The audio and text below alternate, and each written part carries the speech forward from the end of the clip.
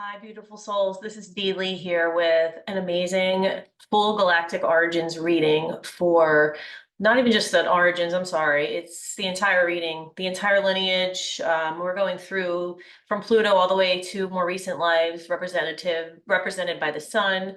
So this is for a client named with the initials JR. And when I first tapped into her chart, I was sensing definitely number one through my shamanic journey, a Native American past life or a shamanic past life with a possible connection to the land or archetypal energy of animals, somehow like a guardian spirit of the land or a spirit guide kind of energy. So I also sensed there was a connection with Corvus or Hydra. I saw her riding on a dragon and that soulmate Kundalini energy. And I was told to pay attention to Mars and her heavy Aries energy. So when I looked at her karmic breakdown and how much karma when she came here, how much karma she had left to heal, a rough estimate about 10% came from past lives on Earth, 10% from her current life karma that has accumulated since just being here. 30% is due to her desire to heal her bloodline, which she confirmed for me already, and 20% Earth Collective. So she's here to heal some collective energies that might not be due to her personal situations, but more collective themes. Past lives on other planets was 20%, and the Galactic Collective was also 20%. When I tapped into the healing still needed, she has some work to do on her chakras, past lives on Earth, and ancestral, which kind of sums up everything I just mentioned there. So her sacral was underactive. The sacral was showing a little bit of lack of self-love, self-worth. She's overcompensating by needing constant approval or love from others to validate her own love for herself. So lack of support from certain people may show up as needing more support from others. So she might be having, issues with her mother and therefore expecting more from her husband. She also has that her moon is conjunct Mars and was having a lot of issues with her mom throughout her childhood and her current life now. And her moon is in Aquarius. So it seems as though she's developed this coping mechanism that an Aquarius moon would do to emotionally detach. When something is bothering her, getting the best of her, even she's becoming angry, there might be this denial of emotion and feelings that later explodes. And she reports how this also comes out sometimes in parenting her own children. So I suggest to her that she should try to get more in touch with her own emotions and this whole idea of denying her emotions or emotionally detaching through some meditations, tapping into her body somatically, feeling where she's holding some emotions. This is as easy as just lying on the floor, getting into a meditation and saying, where am I holding this anger because of this situation? And then doing a visualization where you literally see that anger like breaking up with light and leaving the body. Something as simple as that could help really get this anger moving. So something else beneficial to any underactive sacral chakra could be womb healing. We hold a lot of trauma around our relationships with other people and how we emotionally connect to others in the womb. And it's to the point where a lot of us don't even realize that things have affected us, but it's affecting us energetically in the womb space. Womb healing can also help from a connection to your own mother when you were in her womb. And I know that JR reports having issues with her mother, so this would be something that would be really beneficial for her to work on that energy that started before she was even born into this earthly body. I also sensed that her solar plexus was underactive. So somehow she's giving her power away. She's not really doing what she truly wants to do. She's allowing others to influence what she does or the opinions of others to to influence or affect the way she's acting in life. And it could be others personally related to her in her life, or the collective ways of being, the ways that we're supposed to act in this society, even though they might not be genuine to her. She is somehow allowing this to influence herself and how she is acting, or what dreams and visions she's carrying out in her everyday reality. She also has interceptions here. She has the Sagittarius and Gemini signs intercepted, happening in the 4th and 10th houses. She also has the nodes and Neptune intercepted. So her 4th house wants to do more things more freely in a Sagittarius way, but it's showing up in this heavy Scorpio way, because Scorpio is the sign that starts the house, the sign that is on the cusp of the house, and Sagittarius is intercepted, and its energy is not able to fully be expressed in that 4th house where it needs to be expressed. So she might be doing things in a more Scorpio way with her 4th house. And this could relate to feeling like heavy, darker, deeper emotions that have resulted from childhood, whereas what she really wants to do is just be free to learn from this, learn her own truth, and move on. But somehow that intercepted energy is not able to be accessed. That Sagittarius energy is not there for her until she's really starting to work on some of her healing. And she's approaching her, or she's in the middle of her Chiron return. So this could be very well showing up for her right now. The heaviness that she experienced in her childhood and through her bloodline, and the stuff that she's carrying karmically, coming to be released now and starting to move on in a more lighthearted way than you would typically see with a Scorpio 4th house. Also, her 10th house of career or recognition wants to be more Gemini-like, sociable, able to see both sides, changing, mixing it up, out and about, loving variety, but it might be showing up more Taurus-like, because her 10th house is ruled by Taurus, but has Gemini intercepted in between Taurus and Cancer on the other side or the ending part of the house. So what can she do in her career, or the way she's recognized, to bring in more of this Gemini energy? She is a massage therapist. So this is a really Taurus career, really like hands-on, working with the hands and the body, which is great. But how can she bring in more of that Gemini energy, which truly is needed? So how could she be branching out in her healing, looking for more variety in the way she's using these massage healing techniques, or bringing in another component to it? It's really starting to break through some of these other beliefs, limiting beliefs, or stubborn, stuck Taurus way of doing things that could be a little bit more liberating for her. So whenever you have a house that is or you have 2 signs that are intercepted, you also have signs that overcompensate usually. So she has Virgos and Pisces overcompensating Virgo with the 1st house, taking up the 1st house, expanding into the 12th and the 2nd, and Pisces in the 7th, but also in the 6th and in the 8th. So these 2 signs are, you get a lot of energy from them with your 1st and 7th house axis. And this tells me that she might do a lot for others and focus heavily on improving herself so that she can be a better service to others. Like she's overdoing, so she can merge with others, be with others, and she's having a hard time with boundaries for herself and accepting what she really wants to be doing versus what someone else is influencing her to be doing. She also has Neptune intercepted. So Neptune represents your dreams. And so here you feel that you could never have a dream in the first place. Maybe you never were taught to access this part of yourself, or maybe you were yelled at for having a wild imagination.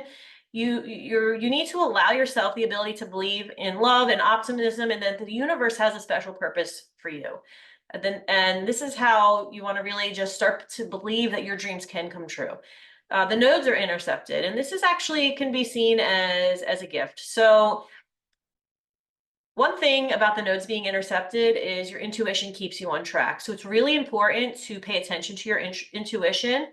And as your soul awareness gets stimulated when you are trying to transcend your karmic patterns on a more conscious level. So relationships are big. If your nodes are intercepted, relationships have a way of awakening key goals that are part of your evolutionary path. So this becomes really aware to people with intercepted nodes. When you're in a balanced partnership with someone else, your intuition finds it easier to keep you in the highway lanes that bring greater abundance and soul growth. The moon's nodes, when in intercepted signs, will try to steer you away from relationships that block your approach to harmony. If you have planets or nodes of the moon in intercepted signs, listen to your intuition, as it can help you navigate your way through life. Don't fear making the wrong choices. Sometimes it is the difficult times that actually reveal an intuitive power. Intercepted signs contain a lot of intuitive wealth, and they give you great clarity and an inner compass to guide you. So trust your intuition. And that little part on Neptune and the nodes intercepted, that was taken from Julia Balaz's course. So just wanted to give her credit for that part. So when I tapped into the level of density in her past lives, I was getting a full range from 3D to 10D. And I'd like to also a little note on who her spirit guides are and who I believe a lot of our guides are. I believe there are a lot of times just past versions of ourselves that are guiding us now in this present place. So if you have a past life in Hydra, perhaps one of your guides from Hydra is a past version of you or a future version of you, or even a parallel version. And also a lot of our guides are ancestors. So some of our ancestors may stay behind and act as guides, either from the middle world or the upper world, to help people who are born into their bloodline. And then we also have our angelic guides, our spirit animals, power animals. People have plant allies that they can count on. So I'm sensing all of these guides for her, especially because she's really connected, as we'll soon find out, to the animal kingdom. Past lives. So past lives on Earth, I think she had a moderate amount in the Lost Lands, many in 3D on Earth, and even more in 3D in the higher states outside of Earth. So she had most of her lives comparatively outside of Earth. She did have past lives in Lemuria and Atlantis, and I believe these are connected to her connection to Hadar. And in both of these lives, I'm getting a sense in Atlantis and in Lemuria that she was, again, this archetypal animal energy that keeps showing up for her. It seems almost like when we tap into shamanically our power animals and those lower world energies that are guiding us through the realms of animal archetypes, that she has a connection to the creation of these archetypal energies from a long time ago in several different places all over the galaxy, including Earth. So I do think that she had a connection to these archetypal animal energies during the times of Atlantis and Lemuria, and she has significant healing still. I'm sensing from Mayan past lives, and I feel like she's supposed to do her own shamanic journey or meditation, because she's also working on classes in shamanism to travel back to these past lives. So when I'm looking at her IC and MC axis, her IC is in Scorpio. So this tells me that she suffered from childhood trauma. She had inner wounds that were repressed. She could have had an emotionally chaotic home where she experienced power struggles or some type of abuse or manipulation. Maybe she felt like she had to be the adult when she was dealing with her own parents. She felt like she was put in a place where she lacked personal power, and she learned that wounds and feeling pain only showed weakness where others could take advantage of her. So she had to always show that strength and kind of suppress those deeper feelings. Her MC is in Taurus. So as an adult, she does not want to be controlled. She wants to feel secure. She wants to have defined boundaries, especially in her career, because instability that stems from childhood and the emotional or chaotic home that she was raised in, it feels scary. So now she wants to be grounded, and she wants to create a sense of stability for herself and others in the workplace. Acceptance of her inner child that is wounded and carrying emotional baggage will help her heal this energy. So power is always hers when it comes from within. So she really has to go back and start to heal this inner child that is wounded to start to heal a lot of the emotional feelings that she's still carrying around subconsciously. So when I connect to her origins. I always sense a little bit coming before the astrology shows with the Pluto connection. Her timeline is not linear. She has so many galactic connections to the supermassive black holes. It's really hard to pin down her timeline. Like Cetus is connected to her sun, which should have been a more recent past life connection, but I also get it showing up related to her origin. So everything is kind of happening simultaneously. Hadar is connected to Venus, but when I tapped into her origins, I really felt strongly connected to Hadar as her actual first fragmentation from source, as an animal, actually, a 3D land animal, a mammal, somewhere else, somewhere in Hadar. And also at the same time, again, simultaneously living this elemental fey 9-dimensional lifetime. So she was working through the earth, or not earth, but the in Hadar as, you know, an elemental in the higher states at the same time as being an animal. So very connected to nature and wildlife and the animal kingdom. And I'm also still sensing with this first fragmentation, this archetypal spirit animal energy.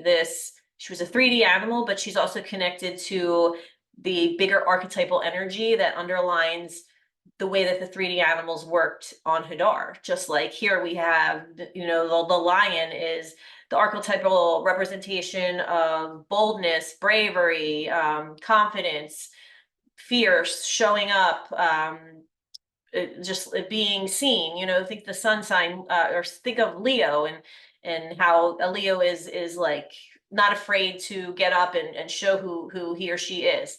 So that archetypal energy that we see in the animal kingdom, she somehow helped create that, or was that.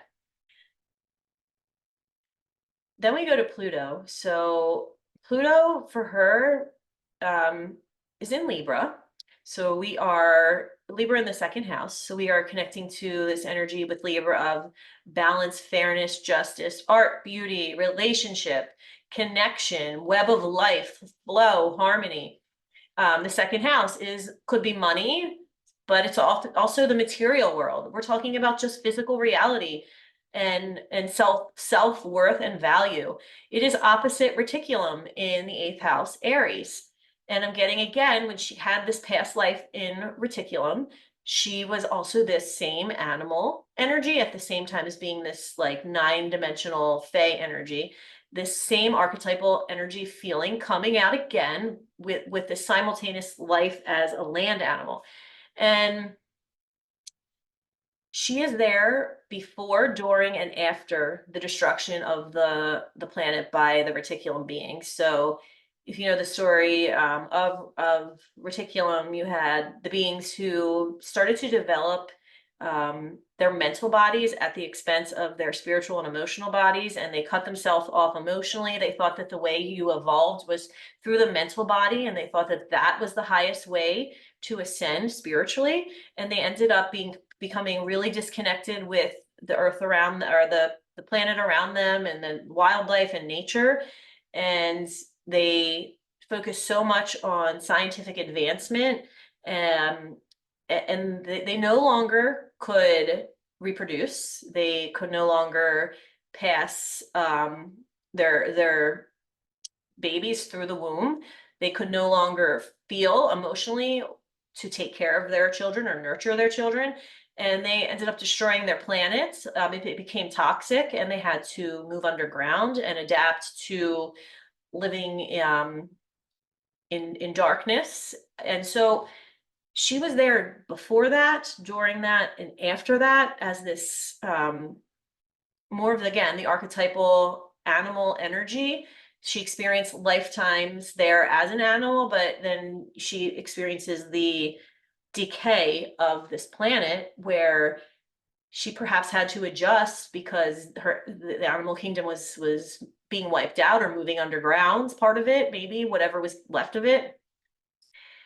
And she went from beauty and harmony, as we see with Libra, and that second house energy of the web of life and the material realm, to destruction and death of a planet and the plant and animal kingdom. She was there to see it all fade away. And we see this with the Aries 8th house energy. It has a really just dark and destructive feeling. So I still think that that is imprinted in her soul, that connection and that loss to who she originally was at her core when she originated here. Then we move on to Neptune, and for her, I believe this connects to the collective consciousness and the vision of an ideal world, and a high council of light, where she really started to achieve the highest version of herself. And royal star connections and galactic point connections give you a higher level of consciousness from an early age and an inner knowing all along that has helped her heal. So because she has a lot of royal star connections and a lot of the super galactic point connections, she has always had this inner knowing and this deep connection to higher levels of consciousness, where she always kind of knew what she needed to do intuitively, even when she was not being guided appropriately by her parents, which she had to do to help herself become a better person. So that's the first thing I want to say with her Neptune connection, because she has Neptune conjunct Antares and the great attractor and opposite Aldebaran. So that was important to get that connection right there with these really like highly evolved super portal connections. So her Neptune is in Sagittarius. This represents freedom, expansion, developing your own views from within, passion, exploration. It's in the 4th house of home, parents, inner self and world, what is unseen, hidden wealth, our foundation, the status we're born into, our ancestors. It is conjunct, as I said before, Antares. So again, we're talking about a galactic portal and a past life on Antares for her. So beings who are Antarian star seeds are said to be here as anchors of higher dimensional frequencies for others around them. Just by being here, they're attuned to higher realms. The Antares is said to be a portal for beings from 7D and higher. These Antarian star seeds are excellent strategists and planners who can see the big picture, but also focus on the little details that they need to take and worry about or plan out to get to that big picture. I sense that she was a 9-dimensional insectoid with this connection. I see her on a higher light council here with her Antares past life, where she was helping developing worlds like Earth, as the Antares is said to be doing. She used her inner self as a tool for spiritual transformation. That Sagittarius energy of relying on your own inner compass and no real reliance on anyone else telling her how to do things. So she really relied on herself and evolved to this state of being a highly evolved soul through that mechanism of self-healing.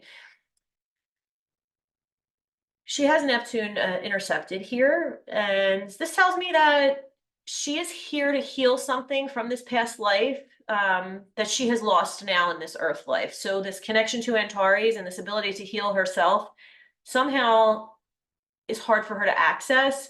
And she's meant to connect back to herself first and foremost as the most important part of her healing. There is no ritual, routine, practice, or guidance from anybody else, guru, whoever you want to, you name it. It needs to come from within her. She needs to get back to her own guiding light as being the first and foremost important thing for her to rely on in her healing journey.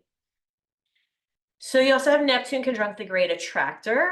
Again, this is showing to me not a past life at the great attractor, but the portal that she has the ability to access, and just the connection to the energy of the great attractor that as it is showing up in her lifetime now. So the great attractor is the heart of the Milky Way. It's the source of our entire section of the universe. It draws thousands of galaxies towards it. The planets here, Neptune, and the house that they're in, the 4th, have power beyond belief. There may be an unconscious mental focus on the opposite sign in Gemini. So for her, that is the 10th house. And the key here is, in order to access this energy, is to focus more on the house that the great attractor is in, which for her is the fourth house. So again, it's working on healing her own inner world to reach her career goals. So again, focusing on her own healing, tapping into that ability to be her own inner compass in order to heal herself, but also begin to develop a career out of healing others. I really sense for her that a career could be, she could really have a career focused on helping others connect to their ancestors, healing their bloodlines, and healing their inner child, because I feel like that's a big, big reason why she came here. And I think that's something she's most supposed to share with others. She also has Neptune opposite Aldebaran in the 10th house of Gemini. This, again, is a portal, but a past life for her as well. So here, I think she was a 70 aquatic creature connected to the energy and vibration of the ocean. And this is a very intuitive and creative and spiritual, empathic life for her. Learning so much more about the intelligence of water and how water can really, it can capture frequencies, vibrations. It has intelligence. It holds much more than we're really aware of. So when we're thinking about sending healing energy, Reiki into the glass of water before we drink out of it and thinking, oh, this is just like woo woo, like not going to do that. That's ridiculous. It actually is helpful because water is really, really powerful and intelligent. So Aldebaran is a hub for, again, high councils of light. She's guided to healing the wounds of the family again, with this being the 4th, 10th house axis again.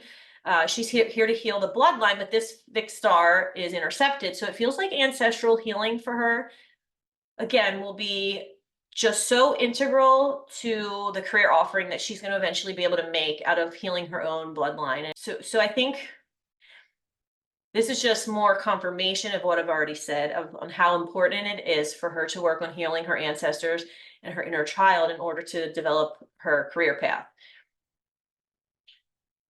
With this interception, she's looking for a greater purpose and a legacy to really make on the world, but there may be a tendency for her to escape in life now somehow as a result of this past harmony and peace that she experienced with her soul origins.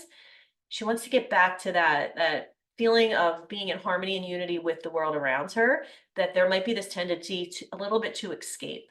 But she has to first tackle that and then realize that she is here to be a pioneering spirit. She's here to help people in this physical reality do great things, and she's here to gain recognition for that. Next, we move on to Uranus. She has Uranus in Scorpio in the 3rd house. Here, Scorpio is speaking to chaos or a dark event, deep energy, or the energy of secrecy. And then in the 3rd house, we're dealing with teacher, communicator of animal energy and medicine. And we're talking about her everyday environment or world, her surroundings in her childhood, or something that's close to her and her experience. So she has Uranus conjunct the Shapley attractor. This is the largest known concentration of galaxies in our universe. This is where we embody our truest colors and soul essence in the most rewarding way.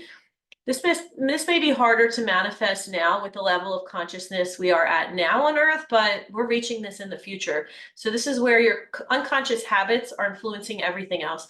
How can you bring integrity to who you are and release any false attachments, further freeing yourself? This is where you're liberated in your own being and have nothing to lose. You are who you are. You don't care what anyone else thinks. This is where someone is guided so heavily in life behind the scenes that they're able to influence the collective. And having Uranus conjunct the Shapley is just gonna take her to new levels of what she's able to do in terms of coming up with amazing, genius ways to heal, help others, to communicate this to others, to teach others. And I think this is a really powerful connection here for her. But if we think back to her past life here, we're looking at Andromeda opposite Uranus, so Andromeda is in the ninth house, Taurus. And again, think about that darker event or energy or the element of secrecy that we're connecting back to. So I'm sensing again that she was a 9D insectoid being. I also see an incarnation here as a 3D animal. She starts as a teacher in the higher states, but she is also living this simultaneous 3D animal life. And when she's here starting in a very peaceful and harmonious way, just like we see the web of life, just going through its patterns and seasons and natural instinctive ways. But then she has this fall from harmony. So this is where she first becomes a humanoid, and she leaves that simplicity and unity of the animal world to this deep psychological complication of the human mind. And we can see this through the Taurus and Scorpio axis. She wanted to learn more by being a 3D human with this complicated ego and brain and psyche that just kind of gets us into trouble as humans, because the animal kingdom, they're not like us. They don't do something and then say, oh, why did I do that? Maybe I'm going to blame someone else, or I shouldn't have done that. I'm going to hold guilt for 20 years about this one thing. So that element of simplicity and flow is lost now in this Uranus connection.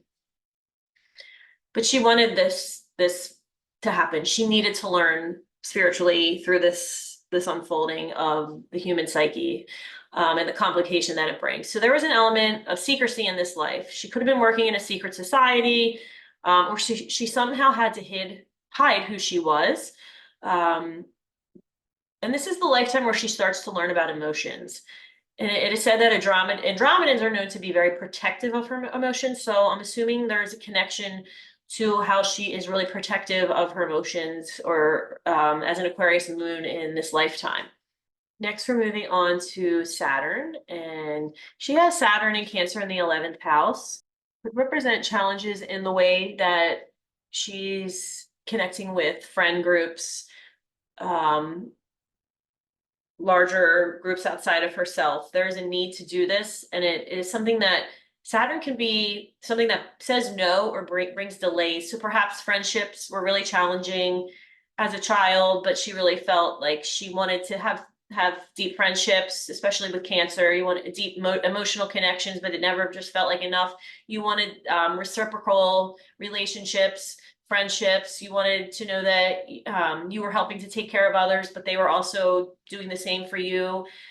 This Saturn energy, though, is bringing a challenge here where she was not receiving this from others. She states that as a child and even now into adulthood, she kind of becomes overly critical of friends and sometimes ends up just saying forget it and moves on. A lot of times she feels like she's attracting people who want her to entertain them. Like she's the funny one or the life of the party, and everyone's looking for her to entertain them all the time. And this is causing stress for her. And she kind of feels like friendships have just become a bit negative. And there's something to be worked on here. And I think there's an agreement where she feels like she must make others happy and to care for them. But when they do not return this, she's cutting them off. Whereas she might be initially giving out this energy of, I must make others happy. I must please others. I must make others laugh, where she's putting that pressure on herself. And then others are expecting this. So there's an agreement she needs to work on around not feeling like she needs to make others laugh, not feeling like she has to be the funny one or the entertaining one all the time. Just be herself. She doesn't need to feel like she needs to put on a show for anyone. She has Saturn conjunct Sirius A, and I connect to, again, an element of secrecy here. Sirius A can represent secret societies. There can be a component of black magic that I don't think she was personally connected to, but she could have experienced by being in Sirius, because we do hear of stories of black magic coming from there. There was a hidden part of the Sirius collective that needed to be healed because of this, because of the darker energies that were surfacing in the collective that everybody needed to heal. Sirius was one of the first places to be colonized after the Lyran Wars. And when people came there, there were two groups, the service to self and the service to others. And she became one of the service to others, a member of the service to others group, and connecting her to a reptilian female lifetime. And there was conflict between these two groups, between service to self and service to others. The service to others people did not understand why these people were so selfish. So they were doing things to, they were judging them, number one, but they were doing things to send healing to them in hopes that this would change, instead of just accepting that others are going to be who they are and there's not much you can do other than work on healing yourself.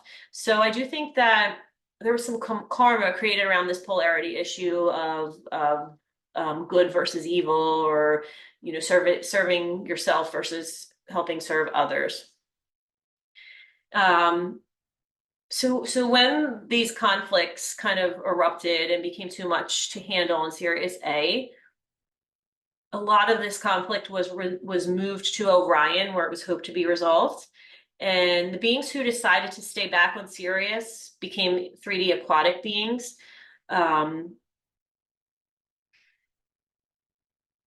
Or they were in the higher etheric states, helping to guide the beings that were still in 3D. So I don't think she stayed there long. I don't think she was experiencing any more lives there other than this initial life as the reptilian female. But she was there for a lot of the darkness and the conflict, and she did not see Sirius ascend. But she's still trying to heal from the karma of that experience. She also has Saturn opposite Vega in the 5th house of Capricorn. I think when she came, she was part of the group of Vegans who came to Sirius A. I don't think Vega represents a life in Vega, but more of an ancestor who moved from Vega to Sirius. And they were the beings who were responsible for trying to spread peace and light and love and meditation techniques, and using different spiritual healing methods to try to counteract the darker forces in Sirius, instead of just accepting the darker energies as something that is there for a reason, and everyone has a choice to evolve in their own way. If you're taking the darker path, it's much more challenging, but that is anybody's choice to do so if they want to, and we can't really force them not to. So this is where she kind of loses her own sense of self joy, because of the influence of this darker collective with darker intentions. So this is becoming a time of turmoil, and she's losing that childlike wonder when we're pulling in that energy of the 5th house and how it was not good for her, because we're talking about this opposition here with Saturn. So she needs to really work on healing collective beliefs that aren't her own. She can get rid of these energies that she does not have to fix or change, and she can just accept them as they are.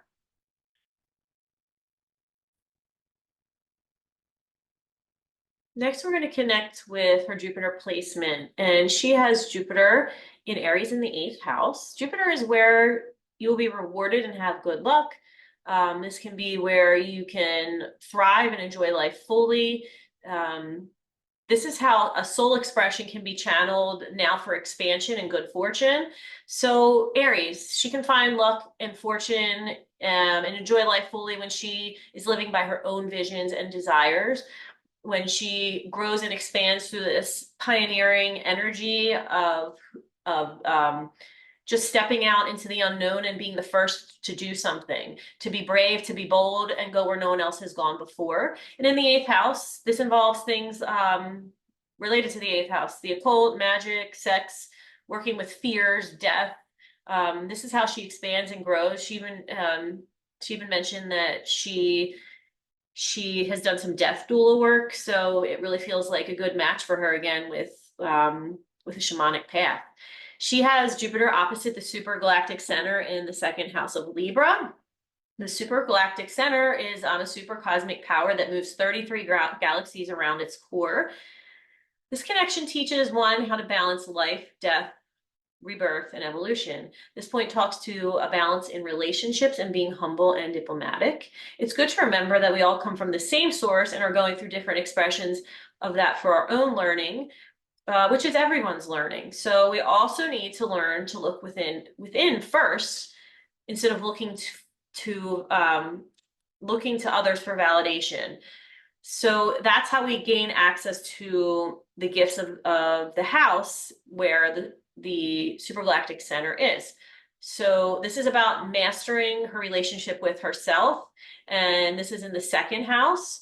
So to open this super cosmic portal and power that she has to this Jupiter connection, she really needs to focus on what she values.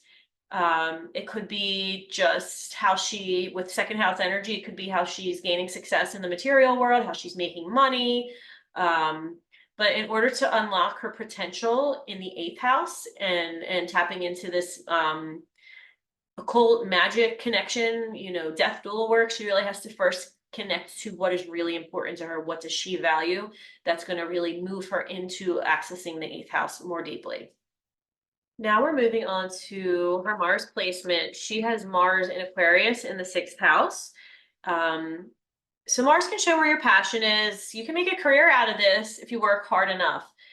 Sometimes this drive of Mars fizzles out if you really don't put your energy and concentration into it. So if it's something that is really important to you, dig into that strong work ethic of Mars. It can also show up as aggression, anger. It can indicate, past life that is connected to war or someone who was a warrior through this connection. In Aquarius, she could sense a drive for bringing in new healing technologies. And I don't mean through the computer or that kind of technology. I'm thinking about forward-thinking humanitarian efforts. Like, how can she connect spiritually and energetically to bring in something new, a new form of healing for the collective? In the sixth house, this connects to her day's work, her daily routine, how she serves others, her connection to animals. Mars is said, or the sixth house is said to be the house of bad fortune, and it also can represent some illness that one might be experiencing. But with Mars in the sixth house, this is the joy of Mars. So it definitely alleviates some of that negative connotation with the sixth house. She has Mars opposite Hydra in the 12th house in Leo. So I'm getting a really strong past life connection here, as I saw this in my shamanic journey. This is where it gets kind of interesting. And I had to look at Araya, the dragon. She's the dragon expert, and she has a YouTube channel called Invoke Healing International. And I was looking at her Dragon Heart, Dragon Rider, and Dragon Keeper video, where she is explaining the difference between these three different types of dragon frequencies. And I saw her being connected. I saw her as a dragon rider connected with this Mars placement. So I wasn't really sure what to make of this because I know I saw it in the journey, but it made more sense when I listened to Araya's video. I saw this Kundalini soulmate connection in the shamanic journey, and when she explains it in her video, she explains a dragon soul who is a dragon at its core. That's the dragon, someone who's born as a dragon soul. But then you also have the rider as a fragment of this original dragon soul who fractalizes into different lives to perform a certain mission as part of that one original energy. So it feels like part of her before the origins had that dragon essence, but that doesn't really show up in her chart because for her, she becomes the rider who is here to perform more of a 3D mission. So she's here still part of a dragon energy, but what is more important for her is the 3D part of it, the animal kingdom connection, but she's still connecting back to that higher etheric dragon somehow. So when I see her in her connection, her past life connected to Hydra, I see her as a reptilian again, positively oriented. You can kind of see this again as the soulmate energy because we're seeing the dragon and the dragon rider as not exactly a twin flame but an energy that splits off from itself to create a different experience. So she might have a connection to dragons, or have, you know, an amazement with them, might be seeing them in her dreams, meditations, and just feeling deeply connected to that energy.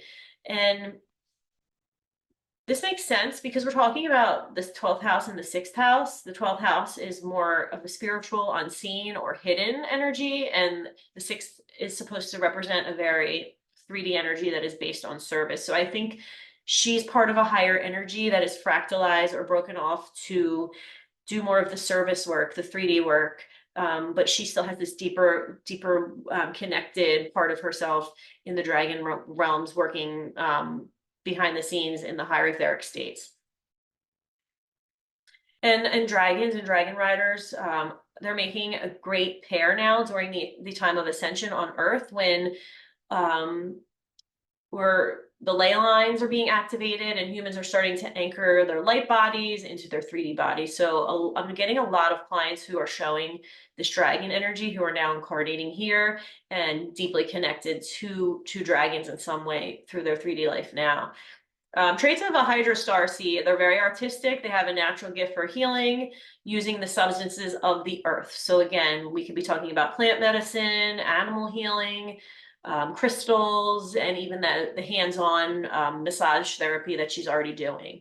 They're natural healers. They're also more likely to be followed by spirits of the dead and those wishing to cross. So she's already done some work around some people call it death doula, or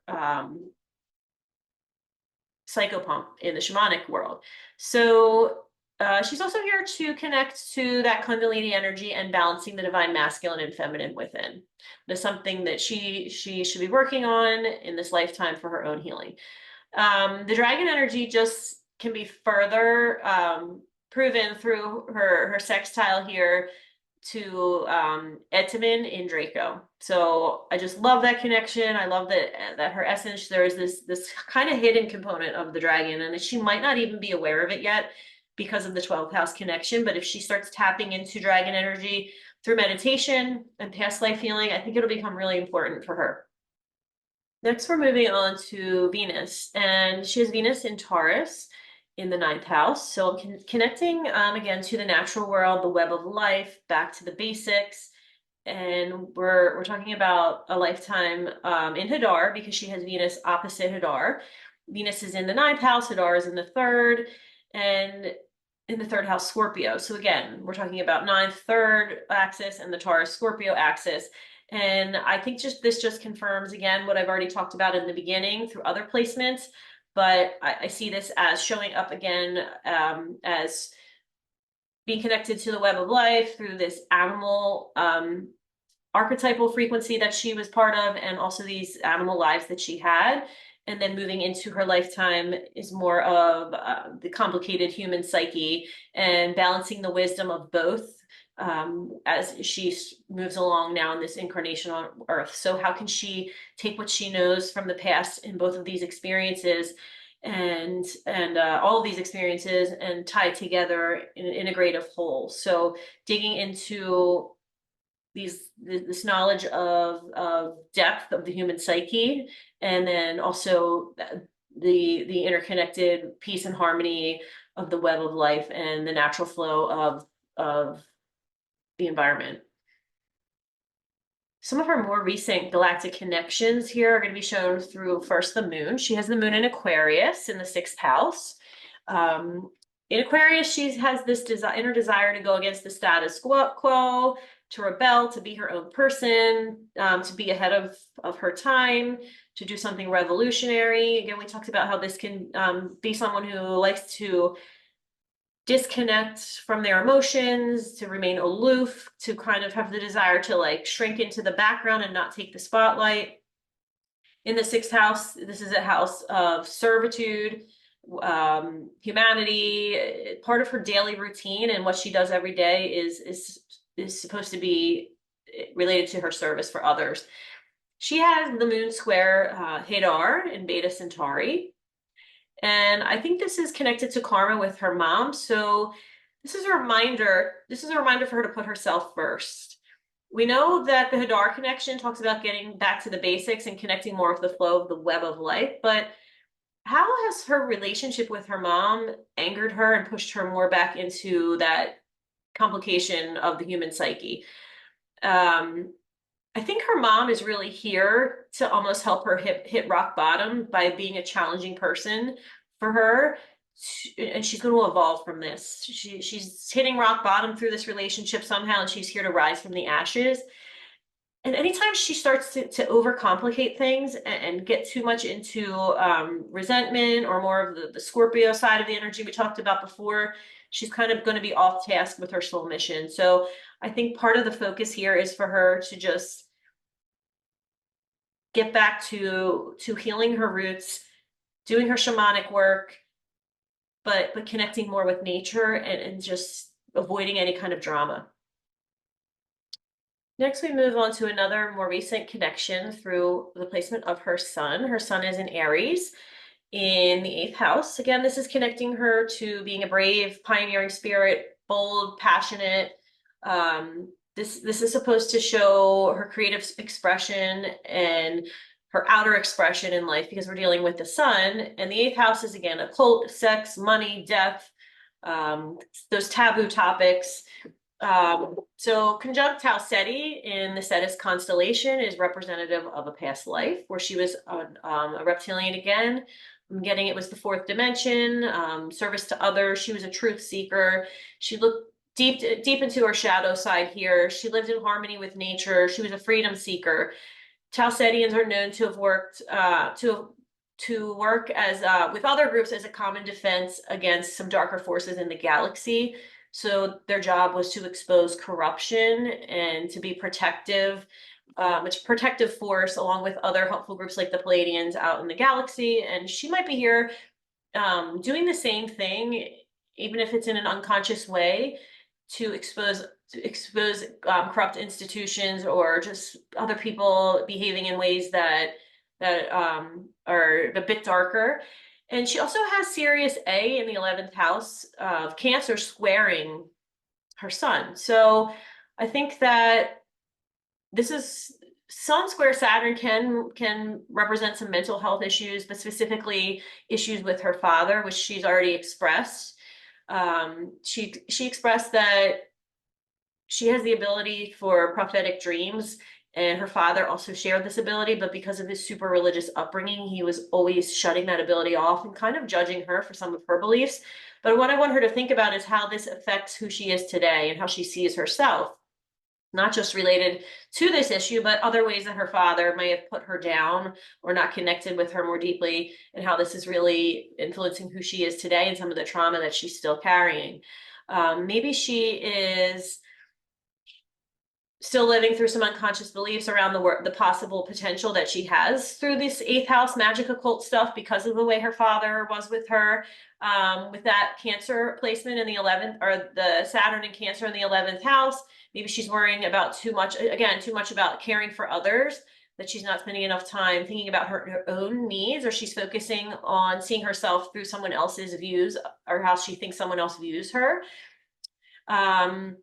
Again, I think there's some agreements here that we're going to work on one-on-one that it will really help her break out of some of these deeper connections that have been influencing her for so long. But what she should be able to do is see her father as someone who has come to help her through these challenges, and by being a negative influence so that she can see this darkness and heal it in herself.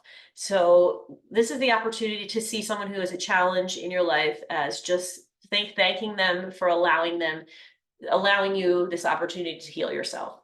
She also has the Sun square Vega in the 5th house of Capricorn. And here, I think there are people coming into her life to remind her that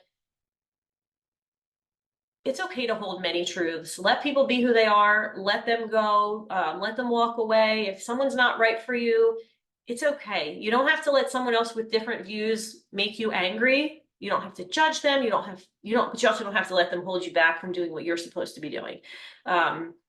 Again, we talked about this already with Capricorn ruling the fifth house of joy and pleasure. It may seem like she's had to work too hard in her life to be able to have fun, or she was forced to take a more traditional perspective.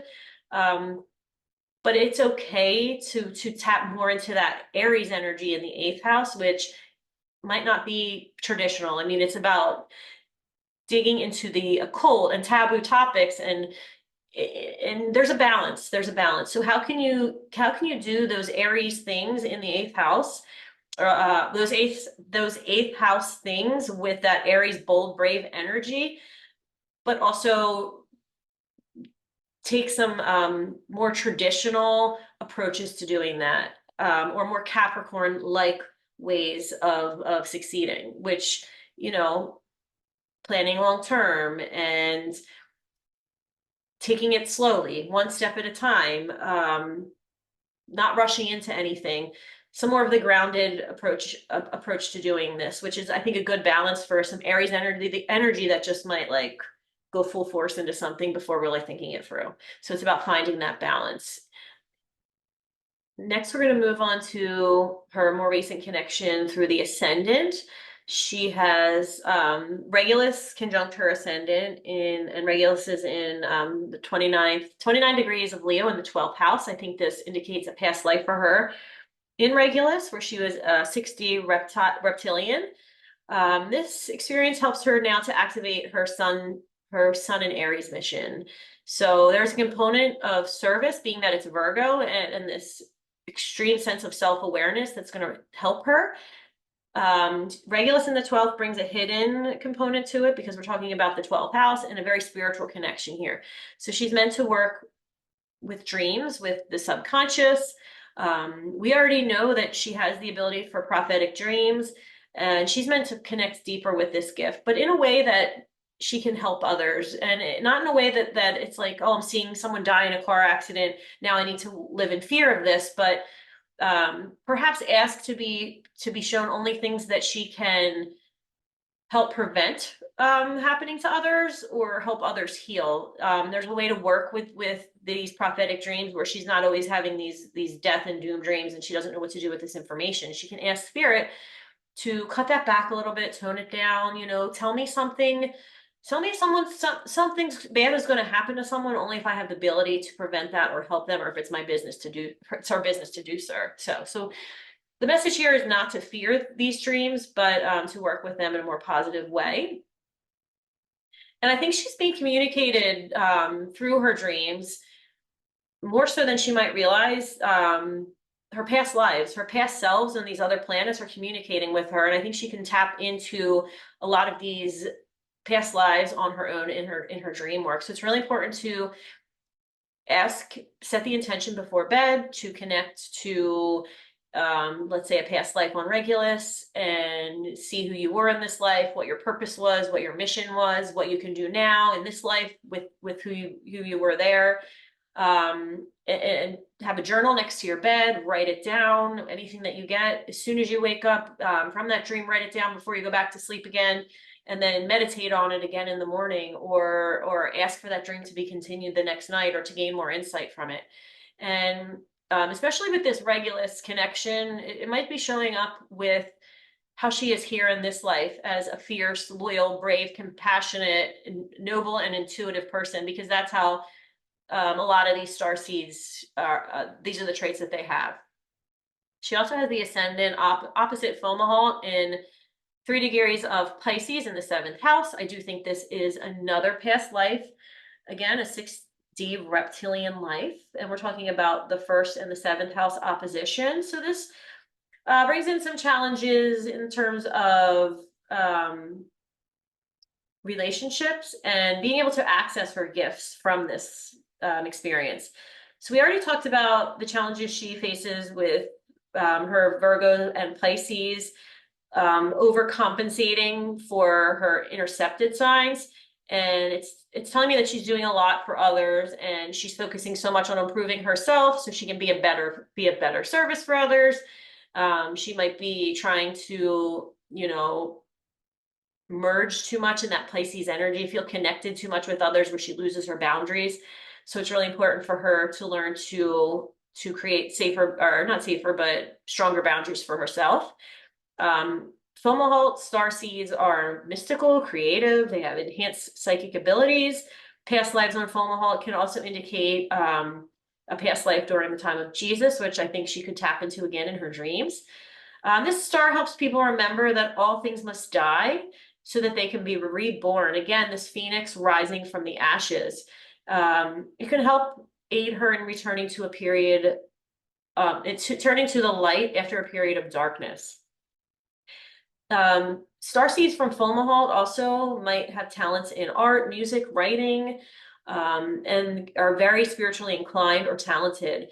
So these beings can a lot of times be really attuned to the soul and less attuned to the human body. The opposition tells me that there could be some unfinished business here that we already mentioned, also bringing in the intercepted overcompensation thing. But also she has her ascendant, or I'm sorry, Fomalhaut is conjunct Black Moon Lilith. So I think this is where she has formed an agreement around relationships that she formed long ago, that to feel happiness, she must be completely merged and connected with another. She almost loses herself in this bliss of love with someone else, or the soulmate connection. It could be even going back to that dragon rider connection. But for her to feel happiness, she feels like she's always needing to be completely bonded with somebody else. But what she really needs to do is focus on feeling happiness within a healthy relationship, but staying true to who she is as an individual, and setting her own respectful or respectable or limited boundaries.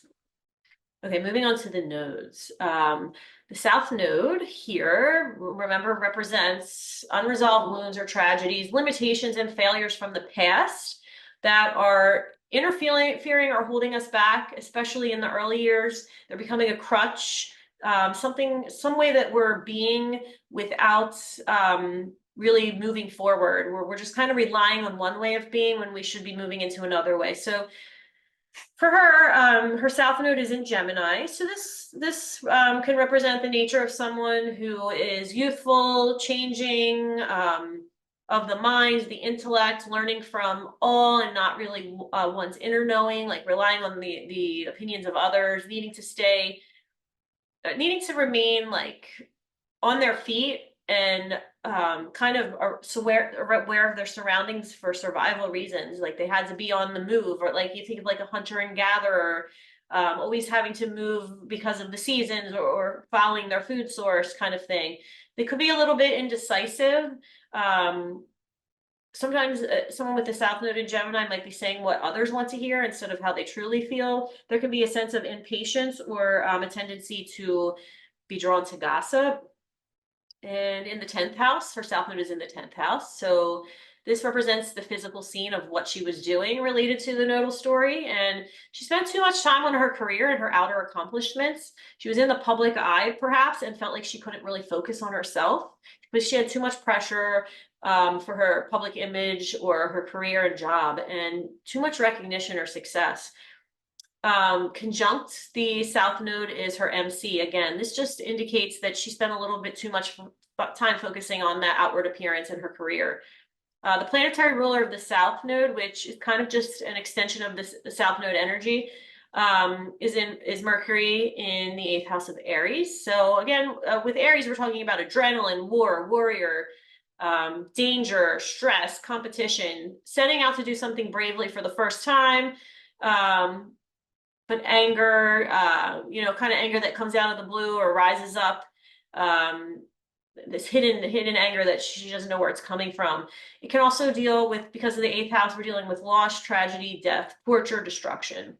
So planet stars an aspect to the South Node. She has the South Node square Mars, which just further shows we've got a situation in the past where we're dealing with war, abuse, shame, fear. Left with fear or anger, or fear of anger, or strength, fear of other people's strength, or afraid to express your own strength. So she has to learn that it's okay to be angry, and there's a healthy outlet for anger.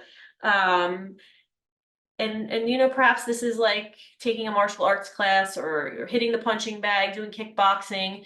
That's just a practical way that it might show up for her, something is helpful in her life right now. She also has the South Node opposite Neptune. So we're talking about a lifetime where she was living in through the lens of utopian idealism, connected to a collective dream or mission, but it ended up hurting her. It made her kind of become ungrounded in this romantic belief system, or perhaps she was ungrounded in this connection with a soul partnership, which we're seeing elsewhere in her reading.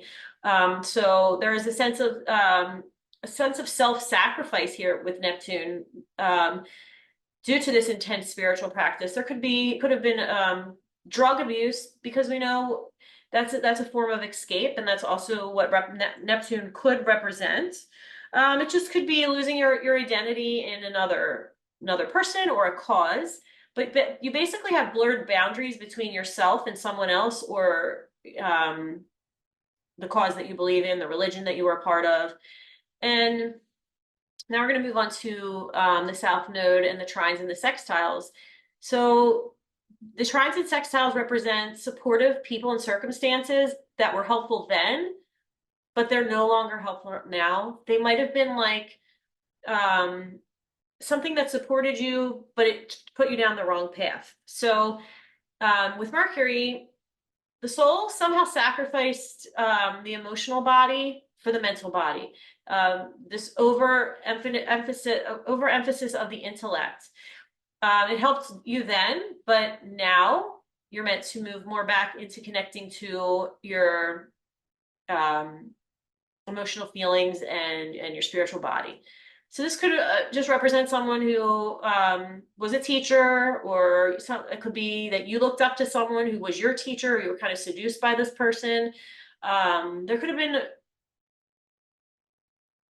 someone who was like consumed by facts and knowledge. We also have a sextile with Jupiter, so we're getting this larger than life figure who supported her in this life, but kind of led her soul astray from where it wanted to be going. Could also represent excess too in this past life. She has a trine to Pluto, and this might mean that in this past life experience that she had, that she was almost hanging on to pain and not healing wounds, clinging to this depth and passion and aliveness that comes from taboo things. So how can she do these taboo things without hanging on to this need to do these taboo things just for the sake of it? As we move into the North Node, we're talking about where our soul wants to go as we evolve, but it feels challenging because you have a tendency to hang on to the North Node or the South Node. So we're moving into the North Node in Sagittarius.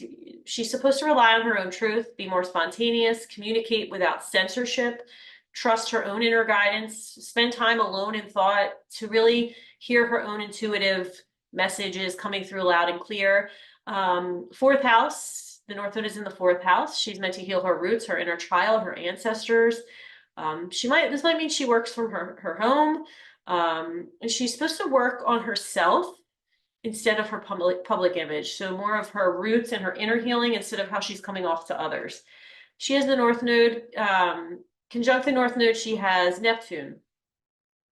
So she's meant now to dig into her own truth and use it for her own healing and connect more with spirit through this ancestral and childhood healing that she's supposed to do, and access spirit that way instead of escaping into someone else's belief system or by merging with somebody else. She's supposed to do it through her own inner truth and knowing. The planetary ruler of the North Node is Jupiter in Aries in the 8th house. And again, just more confirmation to become her own leader in spiritual healing and expand her own mind and learn and grow through her own inner wisdom. Planets in aspects here. She has Mars squaring the North Node. We talked about this already, to find a healthy outlet for her anger and not to be afraid of her own anger, to accept all parts of who she is, even the darker parts, but perhaps work on a bit of a more creative outlet for this energy, or just hitting the gym, punching the punching bag. She has the North Node opposite the MC. And again, she is supposed to focus more on herself instead of her career or her outer image, and this will come later. The career, the legacy comes later after she does that. And perhaps her legacy is through this work that she's able to do by connecting to her roots and her ancestors. I think her trine now to Mercury with the North Node with Mercury is her ability to channel spirit into what she's doing. So she could take a mental task like writing and do channeled writing, shamanic work, because Mercury can often represent the sign of the shaman. It goes under the beams of the sun most often and is unnoticed in the sky. And so that can represent the shaman, the shapeshifter, being able to go down into the lower world and come back up again with spiritual knowledge, especially with the eighth house, digging deep into this work, the death doula work, the psychopump, helping the spirits cross, that kind of stuff. And she has their North Node trining Jupiter, so she's supposed to really be her own leader, see herself as lucky, be able to expand through the shadow parts of herself and these eighth house things, this shamanic or taboo, some of the things that society has labeled as too dark. She has sextile with the North Node and Pluto. She shows amazing skills in transformation. And I think this has to do with material, physical transformation, but also through her self-worth and her ability to even help others to do this and to even be able to make money doing this as well. Now we're going to go over JR's MC. So this is how someone is meant to engage in with the public or line of work that can really actuate your soul's potential. This is where you can leave your legacy on the world. And star alignments here can reveal a little bit about your soul mission. So she has her MC in Taurus. So again, materially motivated, looking for that stability, financial stability, money, hands-on work. So we can talk about like gardening, massage work, which she's already doing, even like more of an artistic career.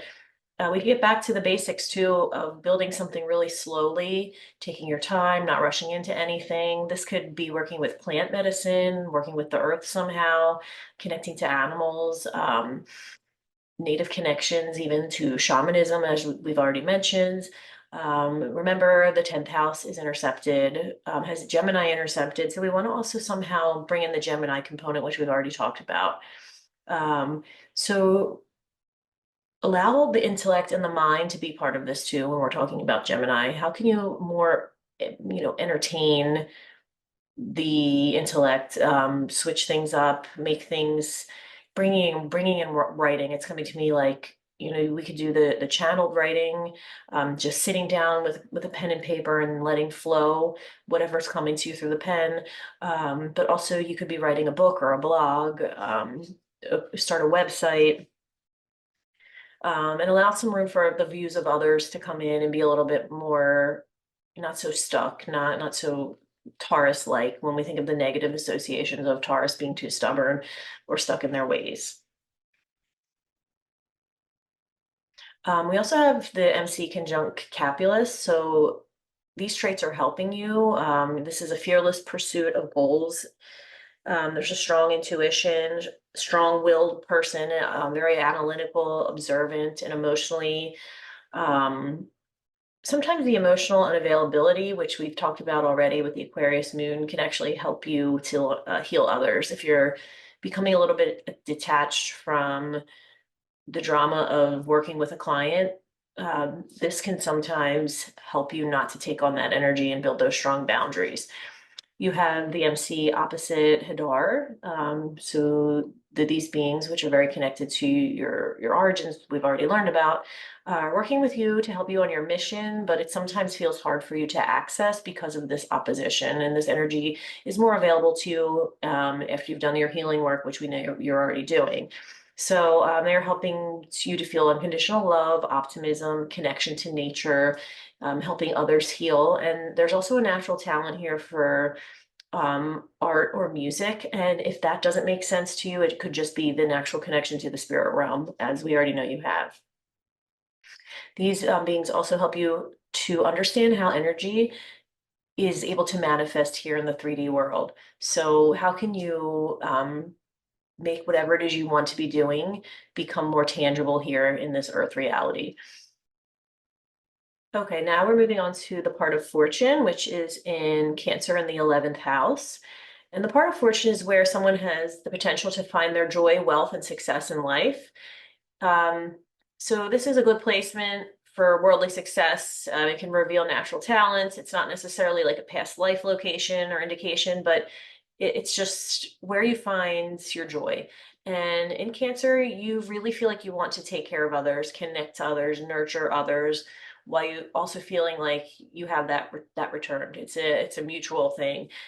With Saturn here, we know that this brings some challenges, so it's really important to work on that Saturn placement.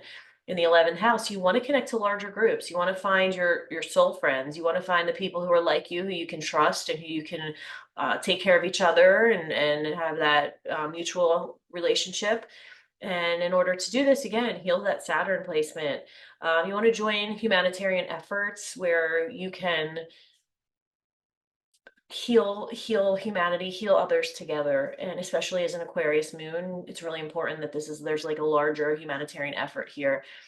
With the square to reticulum in the 8th house Aries, we're talking about how you were again in reticulum in the past life, or many lives, before, during, and after the destruction of the land by the humanoids. And you go from that place of beauty and harmony and being connected to nature to seeing that entire place being destroyed by the humans that were there on the planet at the time. And now you're here again to come back full circle by engaging in more shamanic work to help heal the web of life.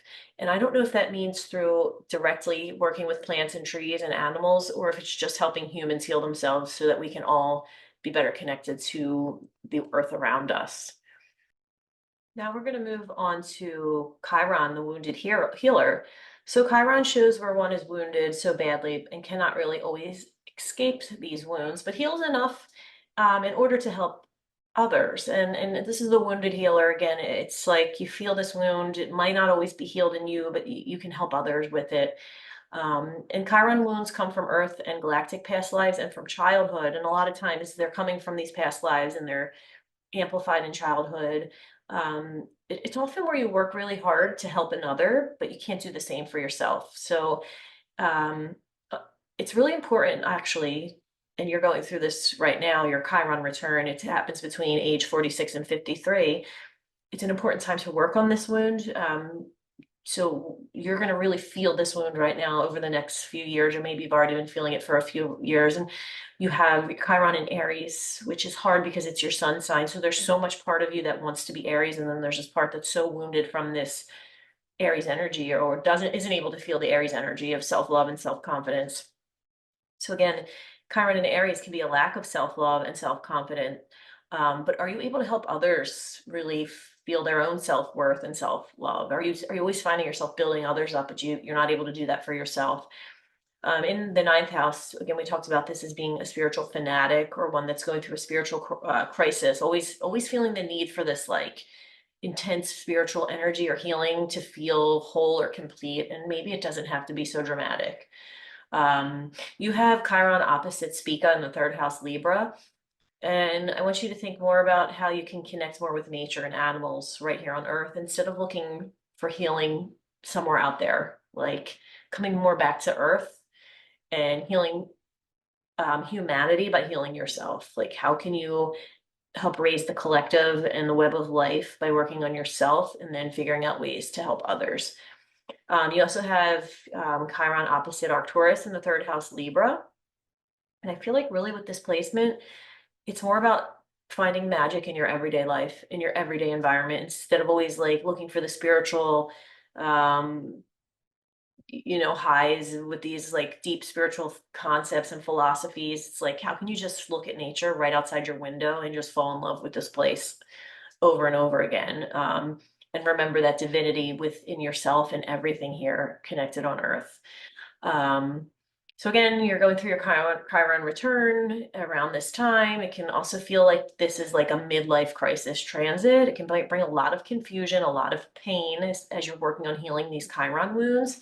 So it's important for you to be aware of it so it doesn't turn out to be a full-blown midlife crisis, but more of just something where you can allow your time to have the space to heal and know exactly what you're going through. You also have Chiron conjunct your natal sun. Again, we're talking about healing the father wounds that we've talked about with Saturn. And we're thinking about, are you taking like too much time taking care of others and not spending as much time on loving yourself? We already talked a lot about this wound in with your Saturn in placement and in your shamanic healing journey. You have Chiron opposite Uranus. So this placement represents your past lives in Andromeda and that fall from the web of life when you chose to take on a human form in the more complicated 3D psyche. How can you reconnect who you are and just get back to nature and be more simple, just be more instinctual, not complicate things with your mind and your brain, and don't look too far into things and just move on in a simple way. Allow yourself to feel and heal and move on. Also, Chiron is opposite the Shapley, and how can you become more authentic to who you are and peel away those layers, face your fears, no longer give an F, no longer give a fuck, just be who you are, because that's what the Shapley is about. It's where you become so authentic and true to yourself that you just don't care anymore about what others think, and that's so powerful for you with Uranus. It's like genius, brilliant, like you be you, allow yourself to shine, and for all your creative expressions to come through and not care what anyone else thinks because you have a lot to offer. Chiron is sextile the moon. How is this stuff with your mom and your own anger as a result of the way she raised you, helping you heal? You want to be better than she was. And even when that anger comes out, use it as an opportunity to say sorry, to embody forgiveness of yourself. And hopefully others can do the same. And again, we're all human. We are all here making mistakes, but it's how we deal with those mistakes that really matters. So the last thing I'm going to go over are your transit dates that are important. So when you have a planet, when you have a planet conjunct a fixed star in your chart, you can really connect with these past lives. I think they're past life versions of yourself, but if you have guides that aren't, exactly your own past life version of you, but someone else assisting you or a collective, or you're part of like um, a team of beings working from that star system, you can connect to them all year long if your placement to this star system is through a conjunction. So those would be Antares, Sirius A, Regulus, and Tau Ceti for you. But if you have a past life connection via a planet and a fixed star that is through an opposition, it's a little bit more challenging sometimes to tap into these energies. So we have reticulum, which is through an opposition. So you really want to tap into the reticulum energy when you have a planet in Aries or Libra. We have the sun moving into Aries in the spring, so that's a good time to do that. Aldebaran is another opposition. So when any planet is in Gemini or Sagittarius, that would be a good time to connect to the Aldebaran energy. If you want to make connections to other beings there, again, always ask for protection and for the highest light to come through in these connections. To Andromeda, again, when any planet is in Taurus or Scorpio would be a good time to connect. To Vega, when any planet is in Capricorn or Cancer. To Hydra, when any planet is in Leo or Aquarius. Hidar, when any planet is in Taurus or Scorpio. And Fomalhaut, when any planet is in Virgo or Pisces. And if you go on to AstroSeek, you can just find the daily transits if you're trying to see when a planet is in any certain sign. I think this concludes your reading, and I hope that you enjoyed this thoroughly. And please let me know if you have any questions. I cannot wait to schedule our call and chat more about this.